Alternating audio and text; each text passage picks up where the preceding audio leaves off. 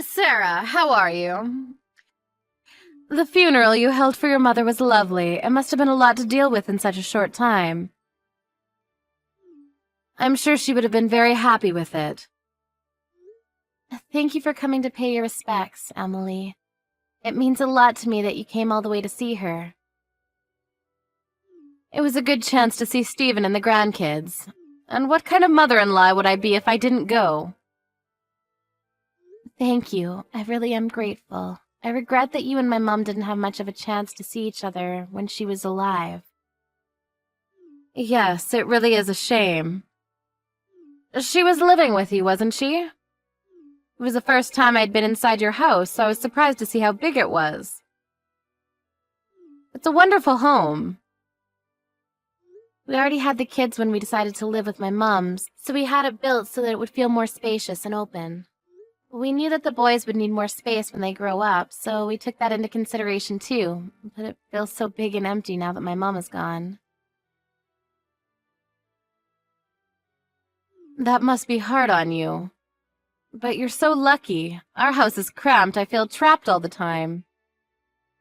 I don't know about lucky. You're living with Stephen's second eldest brother at the moment, aren't you?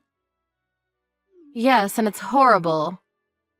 We're living with Thomas and his wife, but I can't bear her. I don't know why he married someone like her. She does nothing but cause trouble. Really? I haven't spent a lot of time with her before, so I don't really know what she's like. I don't know how she can call herself a wife. She always cuts corners on the chores, and she complains all day long. She can't discipline her own child, either. He runs around the house screaming and shouting. I can't live in a place like that. I didn't know any of that. What does your husband think? Have you spoken about it with him? That's the problem. She acts like such a good girl when he's around. When he's looking, she's the perfect daughter-in-law. She's so two-faced, it's very annoying. I guess that's why I don't feel like we can get on well. Is that so? That does sound problematic. It was a bad idea to start living with Thomas and his family to begin with. There was no way all of us would fit in such a small house. I don't know how they thought it could work. What do you mean? There's 5 of us. My husband, myself, Thomas, and his wife and son. Of course we can't survive in such a small house. It's only natural that we get stressed out by one another. We all need our own private space. I never knew that the situation was that bad. Is it really that stressful living together? Of course, I'm fine with living with Thomas since he's my own son, but I don't like that woman. She irritates me to no end. Every day there's something new to be annoyed about because she's so noisy about every single little detail. She won't even wash my or my husband's laundry with her families and expects me to do it by myself. Can you believe that? There's no point in living with them if she doesn't do anything for us. We're letting her live with us, so she should be a little more grateful. It's your husband's house, but I heard that Thomas and his wife are paying the gas and electricity bills, aren't they? It's not just the gas and electricity. They're paying for the groceries and other things, too. We provide the house and shelter, so the least they can do is pay for all the necessities. My son and his wife are paying for everything at the moment. That must make it much harder to mention that you're not happy with their attitude. I wonder what you could do.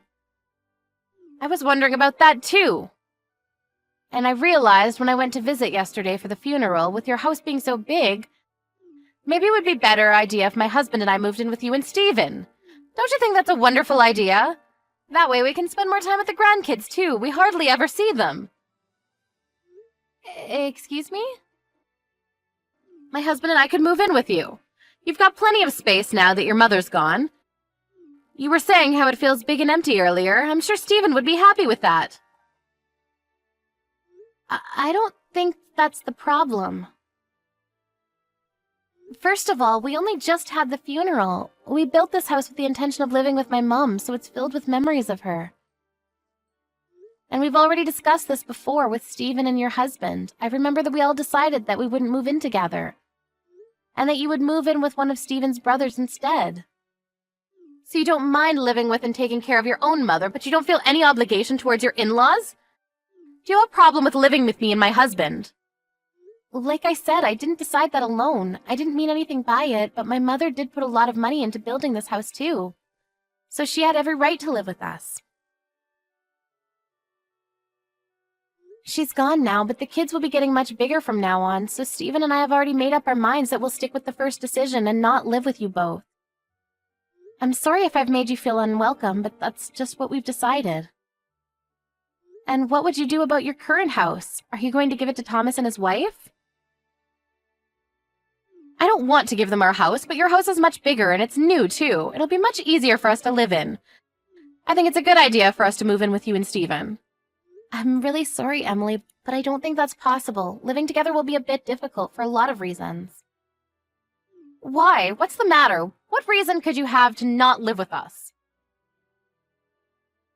Haven't you already spoken to Steven about this? Steven himself was saying that he didn't want all of us to live together. He was quite insistent on it. He always said that he didn't want to live together with his parents. This is why I have problems with you all. All 3 of the daughter-in-laws I have, and not one of them is respectful towards me. There's always one of you saying something insensitive like that. I thought that you were better than the other 2, but you're just the same. You don't think of us as family at all, do you? You're horrible. I don't think that at all. The biggest problem is that you have dog allergies. It's got nothing to do with you personally. We just can't have you staying with us when you can have a reaction. We have 2 dogs, so it really isn't possible for you to stay with us. That's why Steven was so adamant about not living together. We've already gone over this before. I was fine yesterday, so there's no problem anymore. That was because we had the dogs stay with a friend yesterday while we had the funeral. We didn't want them causing trouble, and we knew you were coming, so we took precautions.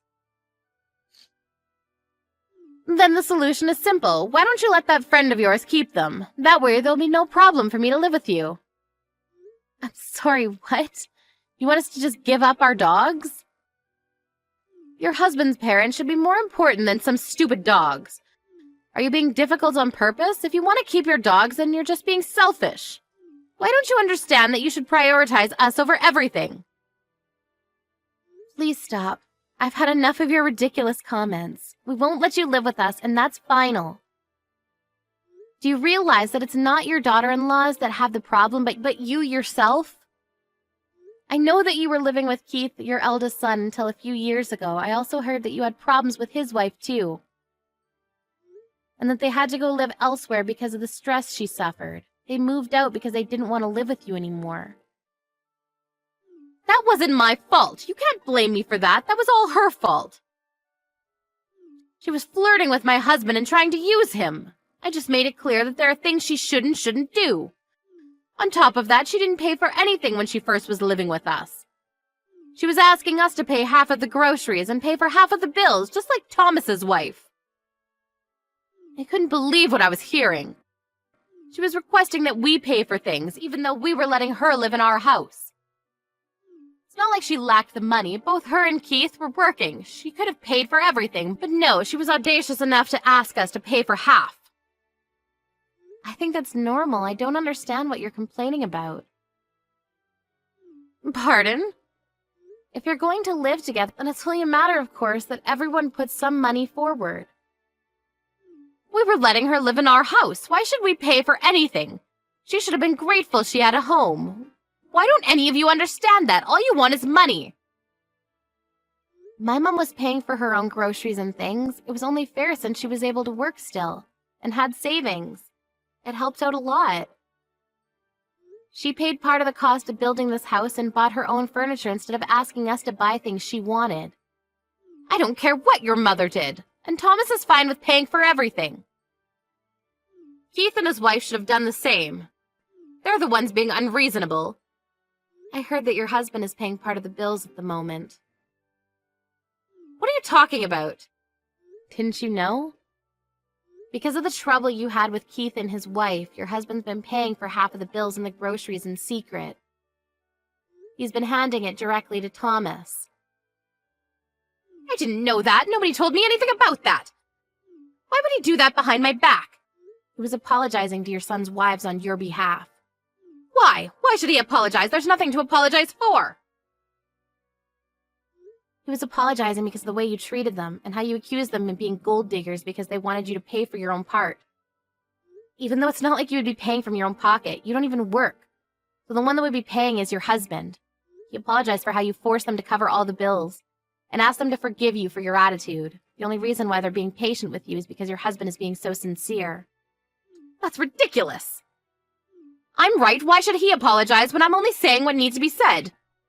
I just got a reply from Steven, and he told me to tell you that he'll call you when he gets back home from work. Steven said that he'll call me about moving in with you. And about your inappropriate comments, I think. Are you kidding? What inappropriate comments? It's only been a week since my mum passed away, but you're already talking about moving in because our house is much nicer and bigger. Don't you think that that's a bit too insensitive? I haven't been able to call or talk to him in person about it yet, but I can tell that Steven's pretty angry. Isn't he going to talk about moving in together? Of course not. There's another major reason why he said that he never wanted you to live with us. It's not just about the dog allergy you have. It's because you stressed Keith's wife out so much that she got depressed. I haven't done anything like that. Whatever happened to that woman was her own fault. Day in, day out, whenever you saw her, all you did was complain about the things she did. You talked loudly about her behind her back and didn't give her a moment of peace. Even though she was working full-time, she still pulled off doing all the chores, cooking, grocery shopping, all because you complained that she wasn't doing enough. She worked so hard to get you to like her, but nothing worked.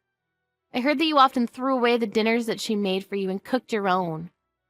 No wonder Steven doesn't want you to live in the same house as me. I was still young back then. I couldn't help it.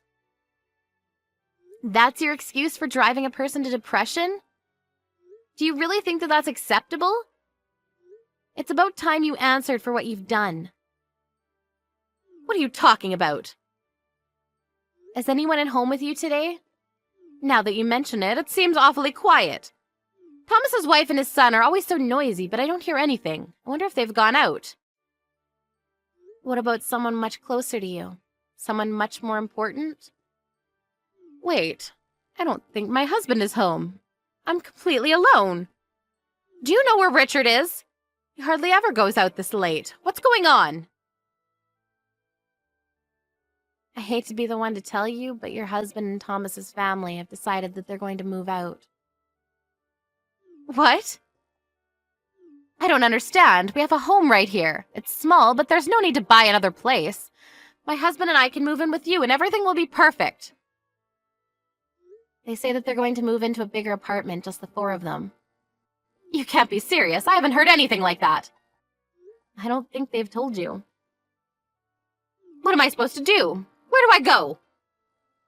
The people you consider noisy have moved out for you, so you can stay in the house you've always lived in. Legally, it's your husband's, but if it's you by yourself, I'm sure it'll feel much bigger. That's what you wanted. I'm sure you'll be more comfortable by yourself. Who's going to take care of me? What am I supposed to do? Cook and clean and do grocery shopping all by myself? Why isn't anyone picking up the phone? I don't understand. They've all abandoned me. I guess they all got tired of enduring your abuse. We don't live too close, so I've never had to spend a lot of time with you. So I haven't experienced it firsthand, but it looks like you caused a lot of suffering for the people around you. And since you have no consideration for the fact that I'm currently in mourning, I can only think that you're as self-centered as I've heard. I can empathize, but I can't imagine how your other sons' wives must have felt with you in their homes. It's unpleasant just thinking about it, so I think I'd like to keep my distance as well. I found divorce papers on the living room table. Sarah, what should I do? How can I make them come back? I can't do anything by myself. I think you should give your husband the divorce and let them live in peace. It means you have to pay all the bills and do all the housework by yourself. But that's what you get for not being thankful for all the support you've had up until now. Your husband is graciously letting you live in the house he bought after all. Why shouldn't you pay for everything yourself?